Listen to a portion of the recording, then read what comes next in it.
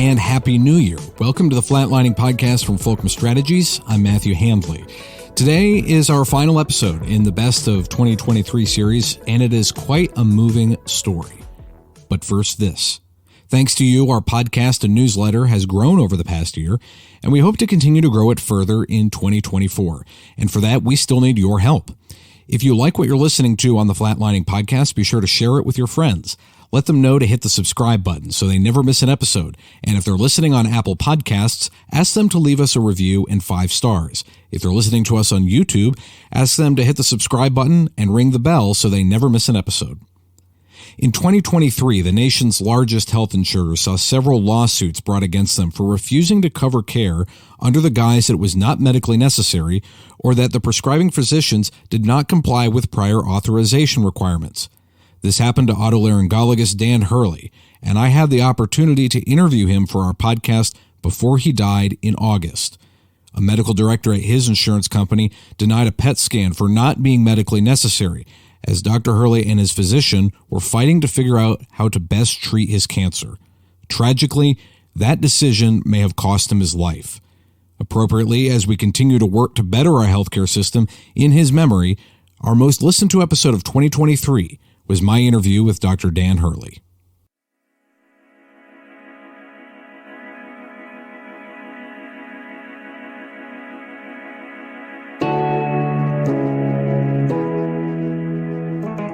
So I've been practicing medicine for about 22 years. I'm an otolaryngologist or ear, nose, and throat doctor. So I came out of training in 2001. And I work in general practice. So I see a lot of children. I see a lot of sinus disease. And also have an administrative role in our organization. What are your favorite and least favorite parts about medicine? Because we all have stuff we love about our jobs, and then we all have the stuff that we really hate doing. And I'm curious, in your particular experience, what is that for you?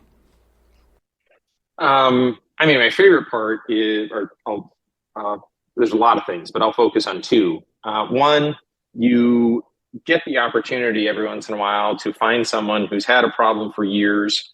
And as an ENT, I'll pick someone who can't breathe through their nose, and it affects their sleep, it affects their life, it affects all kinds of things. And you're seeing them for maybe something else. And you say, hey, by the way, did you notice that? And then they go through the whole process and they decide they want to improve that. And they come back and they're happy. And I'm like, you've changed their life. This is great. They didn't even, they have an improvement that they weren't even looking for. And then, of course, people in great need is when you can help them, that is very rewarding. And then I just like interacting with kids. I like taking care of the medical problem, but they have no filter. There is no agenda. And so the ability to interact with them in the office on a one-on-one basis is priceless, as is the ability to potentially give them a little bit more comfort when they're in a environment that might be scary for them. What are 2 things about your particular specialty, in your case, ENT work, that most people, patients, or even other providers don't really know or understand very well? Because each specialty has all of its, nuances and complexities, and sometimes we forget about particular things. So what are 2 things that you think people ought to know about your specialty? First thing is, I don't think people know who we are until they need us, because we decided to call us otolaryngologists, and who knows what that means. Right. And then we also abbreviate that as ENT, which is my preference. And then usually people think I'm a first responder. And so it is its own specialty, and its breadth is huge. So, it can be anything from helping the neurosurgeons with repairing CSF leaks, to helping neurosurgeons with tumors that are on the auditory nerve, to ear infections, to sinus infections, to obviously the ability to breathe through your nose, to cosmetics of the face, to pediatrics, to the voice, to head and neck cancer. So, if you have a problem with or needing a lot of things to learn, there are a lot of subject matter, and you have the opportunity to really hone in and become an expert on any sort of corner you like, or act as a quarterback for people who have problems with, their ear, nose, and throat that come in, and you can help most of them. And then when it's beyond your expertise, you go ahead and quarterback them to the subject matter expert that can help them the most. And what got you initially interested in that? What got you interested into being a medical doctor in the practice of medicine, and then in particular in your specialty? So the medical doctor part would be probably a combination of, my dad was a physician, although he advised against me, following in that path. But I like the science courses coming up. I like the intellectual challenge. And then as you get a little closer, you get the chance to make an impact on someone that it's really hard to do in any other, area of expertise. And then once I got through medical school, I actually thought I was going to be a pediatrician. And that was my plan. I'll go ahead and do my pediatrics residency, but I was a little bit disconcerted with my lack of expertise at looking in people's ears. And so I said, you know what I'll do? I'll do a 4-week rotation with the ear, nose, and throat doctors, and hopefully they can rectify that for me, which they did, which is, good to know if you're seeing me in the office. And but once I saw ENT, I was like, oh, this is great. I can see adults, I can see kids, I can do surgery, I can, and so I was hooked.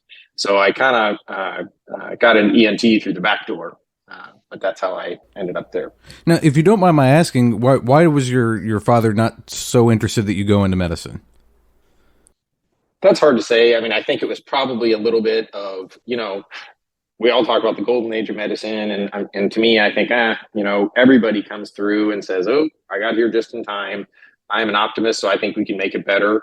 But he did come through in a time when there's a little less probably oversight and red tape.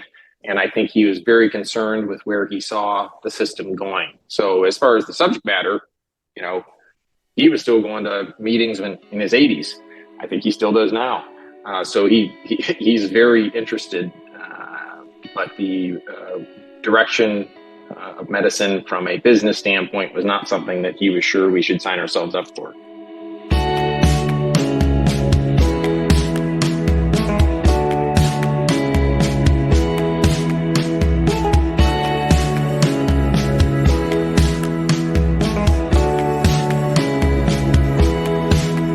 The business aspect of American healthcare has been a topic of criticism by politicians, patients, and even some physicians. Its failures, particularly the price of our healthcare, have been a frequent topic of debate. I met a couple in Appleton, Wisconsin, and they said, we're thinking of dropping our insurance, we can't afford it.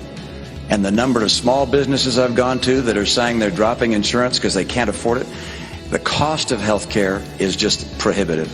And we've got to deal with cost. They had a pre-existing condition. They might not be able to get coverage at all. If they did have coverage, insurance companies might impose an arbitrary limit. And so as a consequence, they're paying their premiums. Somebody gets really sick. Lo and behold, they don't have enough money to pay the bills because the insurance companies say that they've hit the limit. Because you have insurance people that take care of everybody up here. I'm a self-funder. The only one they're not taking care of is me. We have our lines around each state. The insurance companies are getting rich on Obamacare. The insurance companies are getting rich on health care and health services and everything having to do with health. 29 million Americans still have zero health insurance, and many of you are underinsured with high deductibles and high co-payments. With conversations like this as the norm, it's no wonder some Americans interested in becoming physicians might want to stay out of the healthcare industry. In addition to cost, one of the intense frustrations that physicians feel comes from dealing with the insurance companies even when they're supposed to cover a service. Oftentimes, it may require an exception to one or more of their policies, which requires peer-to-peer phone calls and other appeals to the patient's carrier. As Dr. Hurley will explain in a little bit, he experienced this with his family when trying to have Aetna pay for care for one of his children. Later, it would affect him personally when he received his own diagnosis. So, one, I'm a terrible patient, and two, I'm very lucky. So was that 2021? I started developing some hip and leg pain. I'm a pretty avid hiker, and I would hike every Saturday morning with a friend, and I just assumed if I hiked a little harder, it would probably get better. And so I did that for about 6 months. I actually went to physical therapy during that time, which is a huge step for me. And it seemed to get better. And after multiple months, somebody in my office saw me walking and said, who had experience in orthopedics, and said, "Go get your scan. What are you doing?" So I got my scan and was diagnosed as having a pelvic bone chondrosarcoma, which is a pretty rare tumor. And then it was a whirlwind. We went into damage control mode. Fortunately, when you've been in the medical industry for 20 years, we have a lot of contacts. We reached out. Really is humbling to get that attention for everybody of who should I see. I'm a big fan of multiple opinions when you have a rare disease. So we went and did that, and then ended up having surgery at the Mayo Clinic Phoenix, where they do something called a hemipelvectomy. So they take off half your pelvic bone. Amazingly, they can now 3D print your pelvic bone to match out of, I'm going to call it nanotechnology because that sounds cool. But and then they put that in, and you get a bonus hip with that. And of course, they have to take out other things. So that's a pretty big recuperation. But after 6 months, I can pretty much walk long distance. I need a cane. My pathology, unfortunately, came back with a pretty aggressive variant. And so we needed, I elected to do chemo, and then did fine. And then in December had a recurrence, and I'm still working through that from a treatment trial, which wasn't working, to now getting shifted to new chemo and radiation, and learned a lot, and have been really blown away by the gratitude that you can have for the people who care for you. I practiced medicine for 20 years. I thought I would have known that, but I didn't until I got to the other side. Mm-hmm. What was your initial reaction to your diagnosis? I think there was we didn't expect it, of course, as you don't. I think that it took a while for it to really sink in. We tend to be problem solvers. So, the minute we had the diagnosis, it was a flurry of who do we know? How can we crowdsource anyone who knows about this disease to figure out who I should see? And where should I see them? And let's get that done as fast as possible. Because, as a physician, that, well, I probably had that thing for a year or more before I found it. And a day or two here, a day or two there may not make a difference. But as a patient, you say, well, maybe it won't, maybe it will. But if it's all the same to you, let's get this done yesterday. And so we went through that flurry of that.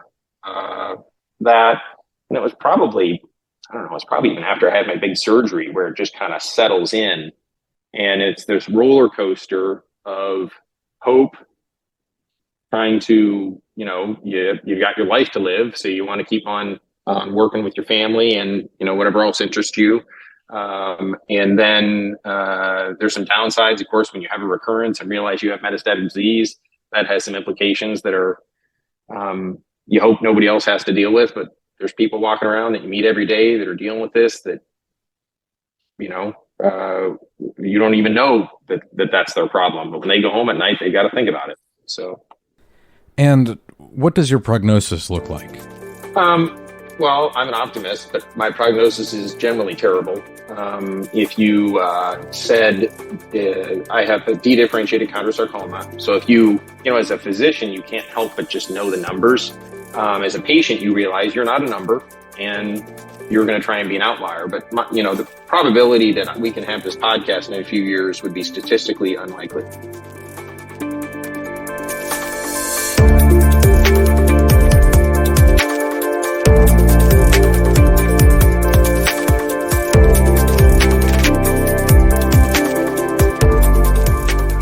I mentioned you'd reached out to us after Ron's ProPublica interview because you seem to be having a similar issue with your insurance provider, Blue Cross Blue Shield of Arizona. And before we get to that particular issue, what's your general opinion of them as your insurer? I mean, have you had many problems with them in the past, or was it more, just a useful thing that was it just you didn't really have any problems with it, or were you constantly having issues with Blue Cross up until this point?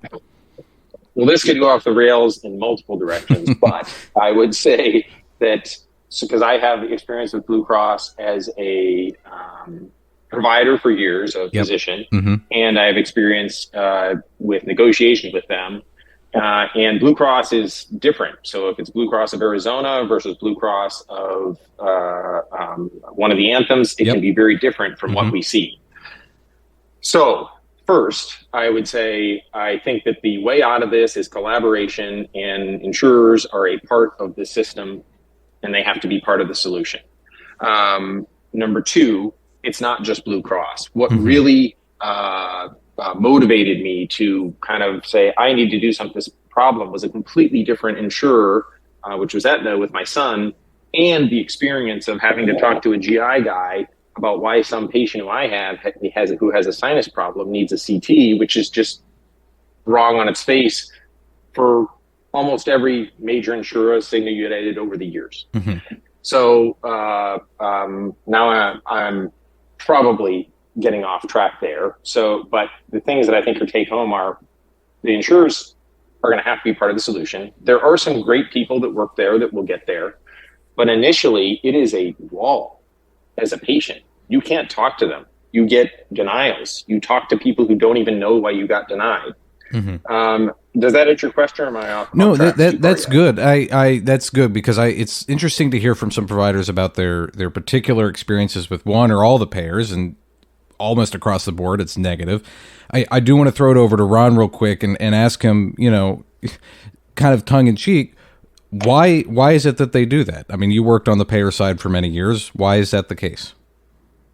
Well, I think there's a couple things. So first of all, when Dr. Hurley and I talked, what really struck me and why I'm so happy that he wants to sort of share his thoughts and feelings and get his story out is, he has a perspective of seeing this from the provider side, the physician side, from the parent side, and from the patient side.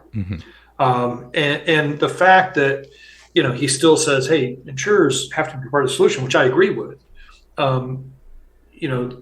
lends credibility to what he's saying and saying that he's not just saying burn down the system. He's saying, let's fix the system because it's not working for me as a physician. When I have to talk to a GI physician about my specialty, that's crazy. It's not working for me as a parent with what his son went through, and it's not working for me as a patient. And he says he's a lousy patient, but he's also a well-informed patient. There are a lot of patients who run into that brick wall that can't get around it or through it or over it because they don't have the connections. They don't know how to do it, and they're just they're learning big words and not even knowing what it means when they talk about their diagnosis. But to get back to your question. A big part of why carriers do this is because they understand that 5% of the U.S. population consumes 50% of all the cost. And these are people either with long-term chronic diseases like diabetes or COPD or MS, or very acute situations like Dr. Hurley's. And so they don't want to attract an adverse selection or an adverse proportion of those people. So they have this financial incentive to make it difficult for folks that really need their services the most, so that some of those folks will hopefully throw up their hands and say, look, I'm going to go from Blue Cross to Cigna, or from Cigna to Aetna, or from Aetna to United. Because if you think about it, and back when I worked for the insurance side, if I could figure out a way to get even a small percentage of that top 5% to go to one of my competitors, it increases my profitability dramatically. And so from my perspective, one of the problems in this system is this real adverse, incentive relationship. The people who need them the most, the people who are dealing with things like Dr. Hurley's dealing with, are the ones that they want to really service the least. And that's a really bizarre sort of, economic perverse incentive. Well, I'm going to go back on Ron's comment there for a second and just make the comment that, the system really falls apart at the edges, but that would include those people he's talking about. But ethically, that's not okay. It's an interesting dichotomy, too, in the medical industry, because you have this, as Dr. Hurley explained at the beginning, you got into medicine in a lot of ways to help people. And it seems almost from hearing your story and from hearing other stories that the payer side of it just seems to be the complete opposite. But I agree that you're right. There has to be some sort of common ground here where the insurance companies have to be involved. At what point in your diagnosis did you start to have issues with Blue Cross Blue Shield in this particular instance? So when I started to experience the issues with payers was, I think it was my first PET scan before my surgery, but that one went the way most people have, which most people don't get too involved in their prior auths or prior authorization or approval of care. That came through, I think my surgeon or her physician's assistant made a peer-to-peer call and pushed it through, and it got approved. Okay. And then the next one that really started the ball rolling was after I'd had my surgery. I had a rare subset that was had a very high mortality rate, and so we did chemo. And my oncologist said, "I want to do chemo or a PET scan before your chemo." And for people who don't know, a PET scan is a scan that where they inject radioactive glucose, and that tumors burn more glucose than the rest of you. And so it's kind of a, what else do you have going on here scan? So do you have anything in your lungs? Is there any disease that we know of before we start treating you? So that scan didn't quite fall into their criteria because I'd had a scan a few months earlier. Now, whoever's reviewing that, the physician or doesn't understand, but he's already had surgery and he's dedifferentiated. So that was ordered a month before my chemo was supposed to start by my oncologist. My oncologist did a peer-to-peer where they couldn't get a hold of the physician who from the insurer, and it was a he said, she said. It went through one physician review, two physician reviews, and then finally to a expert who denied it. And the nurse called me and said, it's denied. And I'm a friendly person, but I am persistent. And I said, okay, great. What's your name? Who made the decision? And she's like, I can't tell you the doctor that made the decision, which is a travesty. Someone's deciding my care and you don't want to tell me who he is. Right. Maybe he's the worldwide expert. Maybe I should go see him in the office. So I said, great. But when you get your denial in the mail, you can write in and figure out who he is. And I've done this on Further Care. So I said to her, do you realize that I have dedifferentiated dedifferentiated chondrosarcoma? Do you realize that the guidelines that your physician is probably looking at don't apply to me because they're looking at chondrosarcoma guidelines, but I've educated myself and I know that because I'm dedifferentiated, you should be looking at osteosarcoma. And sorry to get into the weeds, but even on their guidelines, I should have been approved. Well, that nurse went back and instead of just hanging up the phone, which probably is what would happen with most of them, she found a medical director and he approved it. And that was great, except for the fact that I was supposed to start chemo the next day. So I had to decide between starting chemo, which hopefully is going to save my life, and delaying it to get a scan that they should have approved 3 weeks ago. Well, I chose to delay it or to do the chemo because that was associated with my survival, hopefully. And I knew that it would only matter if I recurred, because whether or not there was tumor in my body before I started the chemo is important to know if the chemo worked, but if I never see it again. So in December, I recurred. And ironically, when they first came back, they wanted to do another PET scan. And they said, but we already approved one a few months ago. And I'm like, well, actually you did, but that was the one that I couldn't get because you took too long. And now, the horse is out of the barn. Now I've got a real problem. Well, and what's important to understand is, as I look at this from a process perspective and what the system does, your oncologist was at Mayo? Correct. Okay. So I'm guessing, and I don't know the oncologist, if he's an oncologist at Mayo, probably pretty well educated in his field. Okay. Now, if, for example, somebody would have been reviewing that PET scan at the very beginning and said, wow, this doesn't seem to meet criteria, I wonder what's going on. And the payer had an oncologist contact your oncologist to have a 10-minute peer-to-peer, my guess is in less than 10 minutes, you would have, oh, okay, I get it now. You're right. That makes sense. Your oncologist wasn't ordering something just willy-nilly. But that didn't happen. This is where the system breaks down. And luckily, Dr. Hurley was educated and persistent enough to sort of push through it. But even with that, it created a sort of a catch-22 for him. Do I start something that's going to hopefully save my life, or do I delay it while I do this? And that should have never been the case in my opinion, because it wasn't a terribly controversial thing if all the clinical facts had been relayed. And then you add in the insult to injury of I can't know who it is, so I don't even at this time know if it was somebody who, is educated or qualified to be making this determination and all that stuff. I mean, this is the kind of thing that sort of drives people nuts because it shouldn't have to be that hard. Mm-hmm. This was not a controversial thing that was being requested given the presentation.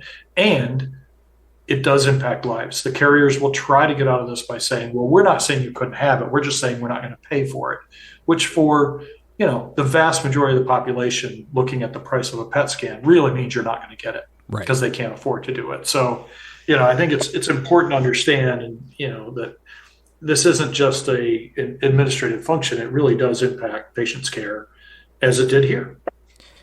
Dr. Hurley, did you ever find out who the medical director was that denied it? The initial one, no. Now, a couple of things I'm going to tag team on Ron's comment. This is really about transparency and trust in the system. Mm-hmm. So, a patient should be able to know who made it. So in this case, I don't know who was the physician, although I can probably dig through my records. I was an immature patient at this time. I didn't understand how the system worked.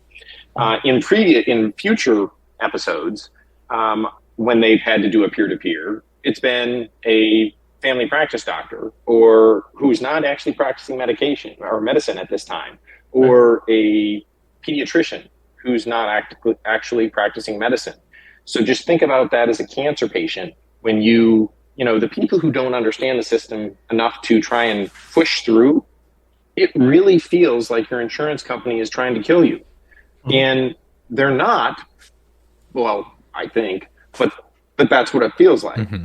And so we have a couple of things to unpeel there, which is, well, okay, family practice doc, what are you doing? If I go down the street and open up a, cardiac cath lab, the medical board will show up pretty fast saying, didn't we see you putting ear tubes in over the day? Right. What are you doing? And so, but here we're hiding behind, we don't know who that person is. Now, ironically, the medical director that overturned it, but too late, or I guess it'd be more serendipitously would be a better term, but serendipitously, the medical director that overturned it too late is now my biggest advocate because he got, he was the person who was assigned to speak with me when we said, how do we talk to somebody bigger here, Mm-hmm. Ron, tell me a little bit about why specialty doesn't seem to matter when it comes to medical directors. Well, and this is, I think, and Dr. Hurley mentioned, one of the biggest problems in the system is there's a lack of accountability and lack of transparency. And everywhere else in medicine, those two barriers don't exist. For example, if Dr. Hurley were my physician treating me, and he put notes in his chart, legally, that's my chart. I can get it anytime I want to. It's my possession. I can, so he can't hide things in the chart from me. I'm the patient. I own that information, and I should. And there should be that transparency. Well, that doesn't occur inside the insurer system. You can't say, I want to see the notes. I want to see the name of the physician. Mm-hmm. The other thing is, everywhere else in medicine, when a physician does something, they order something, they make a decision, they make a referral, whatever, they sign it. They sign that chart. Now it's electronically. Back when, when I started working in this industry, it was paper. And they take responsibility for that. If a radiologist missed a read on my brain MRI, his or her name is at the bottom of that read. I know who's responsible. Again, that doesn't happen in the payer side because you can't sort of figure out who it is. You don't, as the patient, have access to that information, and they have zero responsibility. If a medical director denies something inappropriately and that patient has a bad outcome, that medical director can't be sued for malpractice. And again, they've got this get out of jail free card that says, well, I'm not practicing medicine here. I'm just making benefit determinations, which I think is a, tomato semantic kind of a thing. So because they're not quote unquote practicing medicine, they don't have to be within their field of specialty. As Dr. Hurley pointed out, if he started trying to do heart caths, he couldn't say, well, I'm a doctor. He's outside of his field of specialty. He can be held responsible for that. They don't have to be licensed in the state where they're issuing the denial. They don't have to have had, any experience actually treating patients for the last 20 years. They don't have to maintain board certification or any sort of, continuing ed credits. All they have to have is a valid licensed MD behind their name, and they can sign off on anything. And that's a real problem of not only transparency, but accountability. If those physicians had to be practicing in their specialty, had to be licensed in the state where they're issuing the denial, and could be held responsible for the results of their decisions, I think you'd see a very different outcome than what we're seeing on this stuff. And how did we get there from where we started? Why did that become the norm, Ron? Well, it sort of developed when, managed care started to take over. Before that, when you realized in the old indemnity world, there weren't really approvals. So just, people, there was the 80-20 indemnity world. There wasn't this idea of approvals and medical directors. And what happened was the insurance companies were very good at their lobbying, and the legislative regulations, both state and federal, never caught up and made them accountable. They sat outside of this, of the normal provision of care by saying, I'm just making benefit determinations. I'm not providing care. And that, I think, is one of the ways, shining a light on it is obviously helpful, but then one of the other ways to fix it is it's got to be legislated, some reasonable rules that will protect patients around this kind of stuff. Dr. Hurley, you mentioned a few minutes ago that there's ethical problems with this. Go ahead and share with me what you were thinking about that. Well, that is segues from what Ron just mentioned, in that if someone says this isn't medical care, I'd say, but it is, because if you're delaying care by days to weeks before I even get the right to say, well, then I'll just pay cash, assuming I'm lucky enough to be able to afford that, that is medical care. So when we need transparency, and then we need accountability that says, yes, indeed, Dr. So-and-so, I see that you reviewed this chart and you delayed it by 3 weeks. And over the course of my, let's say I get a 3-year cancer journey, that'd be a pretty good one for me. That amounts to a month of delays. We don't know how much it impacted his problem. So, when there's ethics on two parts of this. There's one, the ethics of the physicians. And this should be pretty easy to, or if we get a little light in the system, it should be easy because people will probably be ashamed, hopefully, and stop doing it. Even since I've been a physician, you started to see, now they're having people with a medical license sign it because they're trying to cover that. But it's a medical director that really works in Washington who's got multiple licenses, so they can sign off on the reviewer in the expert in New Jersey who isn't. Right. Thinking that somehow that makes it better. So the physicians themselves have to have the ethics to say, would I want myself or my family member treated by me for this problem, which you really should be asking, both if you're a clinical physician in practice or if you're reviewing cases. And if the answer is no, well, shouldn't you get them to somebody who's really reviewing that? And then the other part of the ethics is on the business side, where, in an era where we see pretty strong balance sheets and on the public traded companies, pretty good returns. And we, of course, can look at executive compensation. It seems to be going up.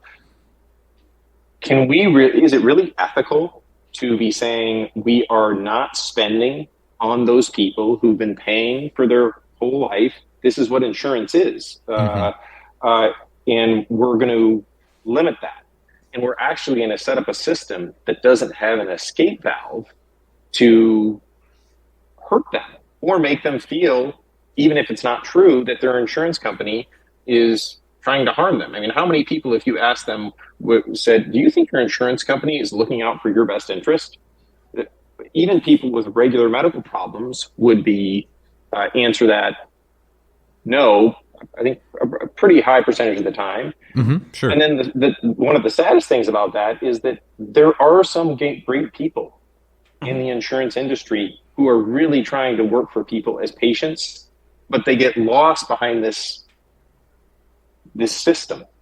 Who did a lot of the heavy lifting when it came to deal with the payers in your particular diagnosis? Was it you or your oncologist or other physicians? Most of the time, it's the doctor that does the heavy lifting. Once I start having a problem, I have started to become very proactive. I'll say, do you need any help with that off? Can I call? Can I advocate for myself?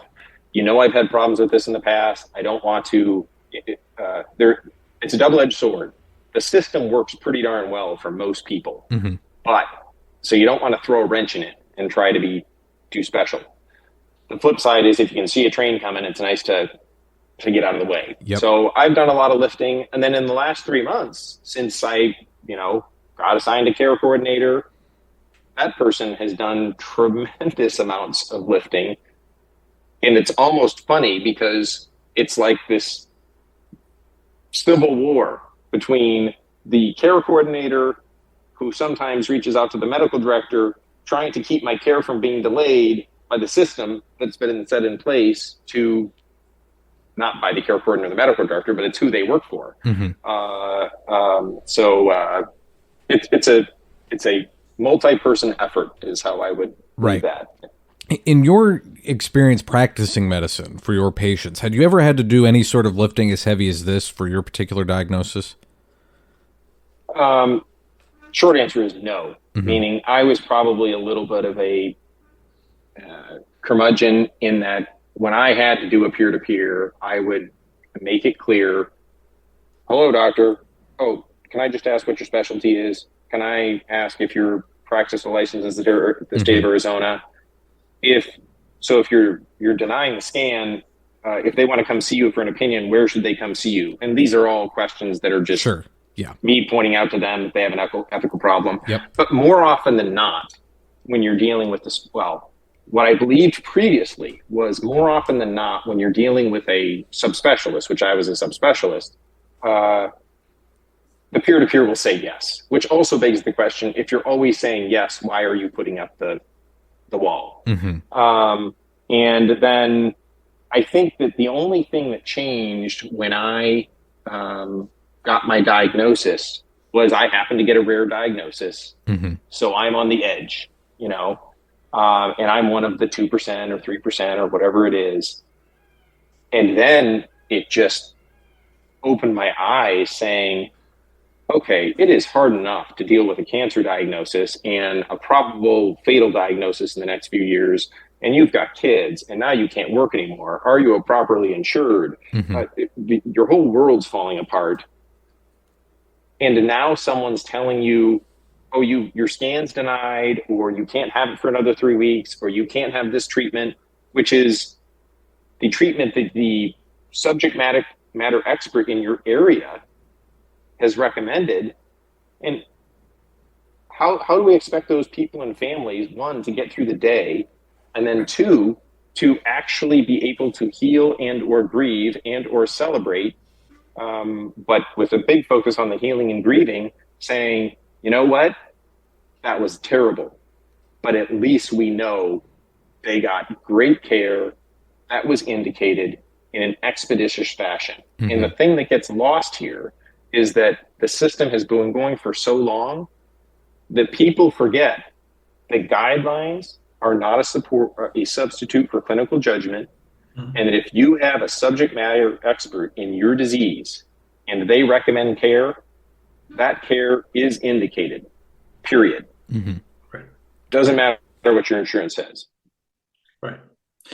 Yeah, and the other thing that I think is important to say, and I completely agree with Dr. Hurley. I mean, the last thing a patient in his situation should be dealing with is the heavy lifting on authorization. His energy should be focused on healing and being with his family and doing the things that he needs to do and grieving and all those other things. This should never be any part of any patient's day in this kind of situation. It's being treated by the right physicians who know what they're doing, and they should be trusted. The other thing people need to understand is these peer review things that they're requiring these doctors to do, the treating physicians, they don't have time to do it. They're already overloaded. We've got a physician shortage in this country, and they're not incredibly efficient, nor are they largely with what that physician would deem to be a peer. Right now in North Carolina, Blue Cross Blue Shield of North Carolina has decided that there are certain rheumatology drugs that they just aren't going to approve. Okay. And patients have been on these drugs for a long time. The rheumatologists who are the experts in this area say this is the right drug. And they've now just told these rheumatologists that there will be no peer-to-peer, that when the denial happens and they appeal that denial, sometime within the next 24 to 48 hours, a pharmacist will call you. Now, think about a busy rheumatology practice. So we've got to watch for that call, realize who it is, try to catch the doctor. Hopefully they're in office, pull them out of an exam room so they can talk to a pharmacist about a drug that they prescribe and are experts in. That's insane, in my opinion. And they're dealing with people with very long-term, chronic illnesses that have a lot of debilitating impacts on their daily life, and who switching drugs could really, reduce their quality of life. So it's not even that it's this easy thing to happen to do a peer-to-peer. They've made that process incredibly hard, and it should, in my opinion, never happen that way.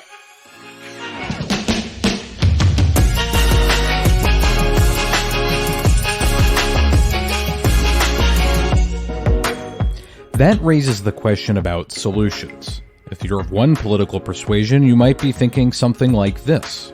In my view, we must move forward toward a Medicare for all single-payer program. If you're of another, it might be this. We're going to take out the artificial boundaries, the artificial lines. We're going to get a plan where people compete. Free enterprise, they compete so much better. In addition to that, you have the healthcare savings plans, which are excellent. At Flatlining, we tend to think that neither of these are the complete solution. But what we do know is that some regulation is necessary to make sure that patients are able to get the care that they need. I asked both Ron and Dr. Hurley about what they hope to see in the future.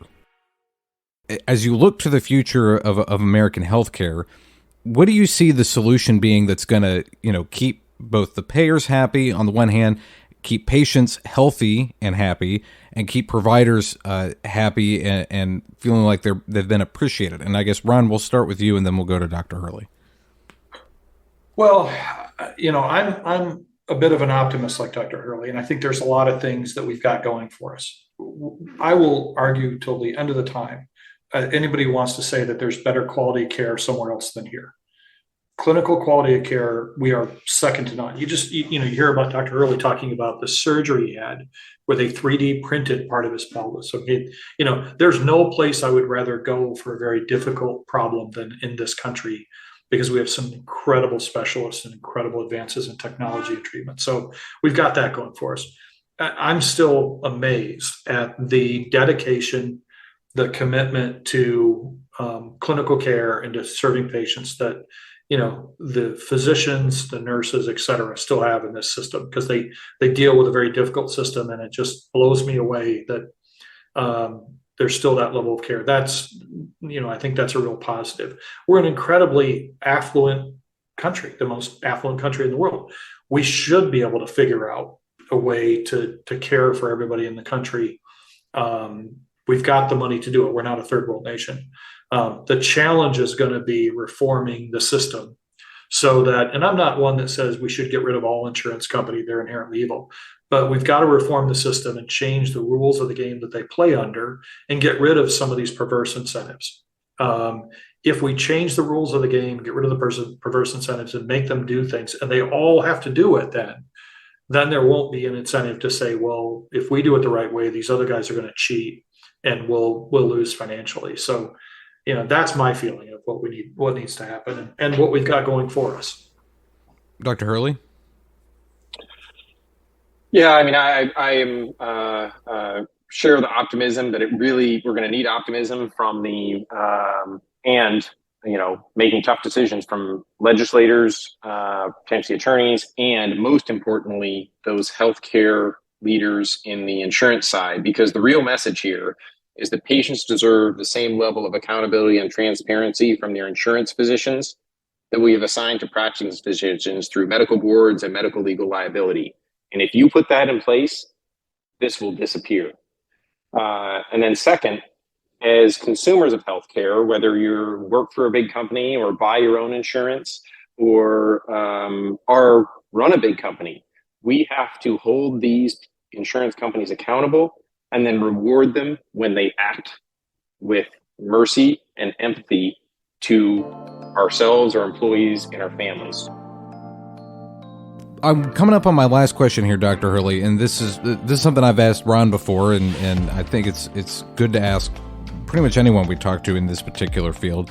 And that's it. You've shared a lot of your story. You shared your story today. You shared your experiences with us and what you hope that will change in the future.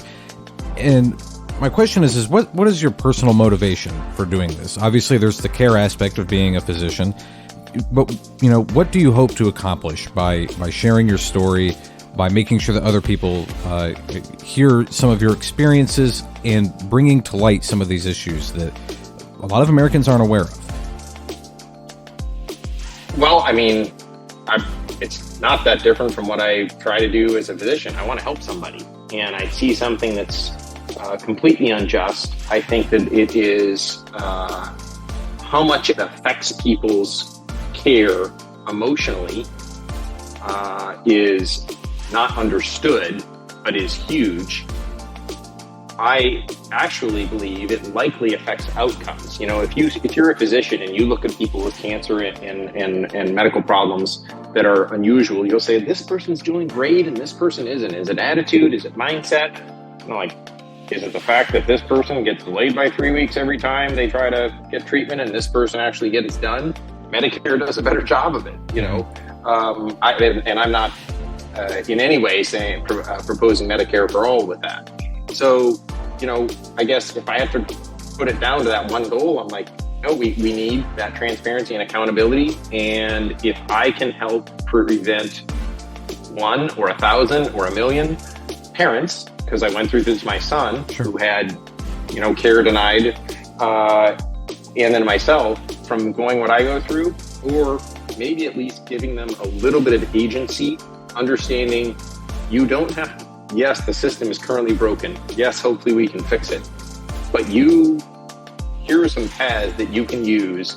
And just because your insurance company tells don't roll over, start keeping records, learn your disease, figure out who is making decisions in your care. And maybe the single most important thing for a single patient who is going through this right now and saying, I don't have time for, Ron to fix this for me. I would say personalize yourself to your insurance company. Try and get them to give you a care coordinator. It is much harder to say no to the person when someone understands, hey, this is Dan Hurley. He has 3 kids. He's probably going to die in the next few years, but he's trying to make it as long as he can. And he needs this scan that falls outside the guidelines. If you can find that right person with your insurer, it will tremendously improve your life. I don't think we can get that for everybody, but to any person who's listening who has a cancer or a chronic disease that is running into this kind of thing, see if you can get there. It'll help a lot. Mm-hmm. Well, Dr. Hurley, thank you very, very much for your time and sharing your story here on the Flatlining Podcast. We appreciate it very much. Oh, thanks for having me.